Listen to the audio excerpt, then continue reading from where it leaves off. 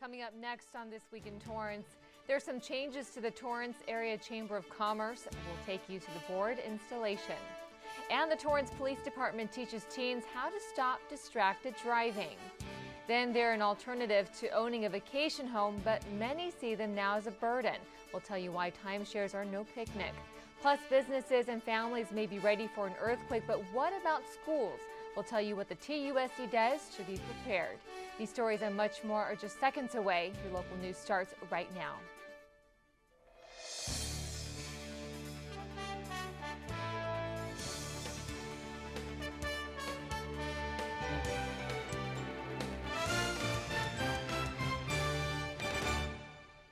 Hello everyone and welcome to This Week in Torrance. I'm Jin Chun. Ben McCain has the week off.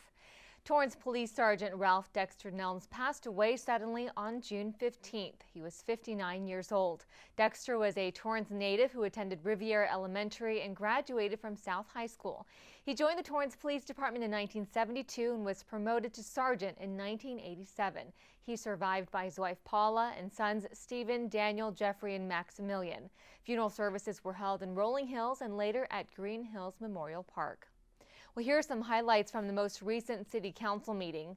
July is Parks and Recreation Month in the city. Council urges all residents to recognize the social, physical, and mental benefits of the Parks and Rec programs. The city also accepted a check for $35,000 from Providence Little Company of Mary Medical Center. The donation will be used for the library's Live Homework Help program. The program offers online assistance 7 days a week in all subjects for students K through college. And the city also accepted a grant from the Friends of the Torrance Library. The $28,000 grant will fund adult programs at the 6 Torrance libraries. And the Torrance Sister City Exchange program is back, and the 4 new Torrance ambassadors were introduced by the council at the meeting. They will go to Kashiwa, Japan in July, and their Japanese counterparts will visit Torrance in August. And the outgoing Torrance Youth Council was also recognized. The 12 outgoing members of the advisory body have dedicated nearly 3,000 hours of service to the city. City Council will be dark on June 29th and July 6th.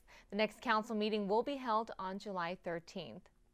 Mayor Frank Scotto recently joined business leaders for an annual event. Reporter CitiCABLE takes us to the Torrance Area Chamber of Commerce installation. The Torrance Area Chamber of Commerce was certainly business motivated and community focused this evening when they presented 2 prestigious awards and installed a new chairman of the board, all while benefiting a great cause called Counseling for Kids. New chairman of the board, Mark Warnick, certainly isn't a novice at community government or public affairs. As a former mayor and council member of the city of Lomita, Mark spends his time as a consultant to the government. Tonight, however, he steps into a new role, admitting that though his #1 goal is getting more chamber members, he has many other missions in mind. We as business folks need to give back to the community. So there are some things that we're going to do in the community to give back. Doing a job fair, doing a chamber one day where we go to the beach and maybe do a cleanup.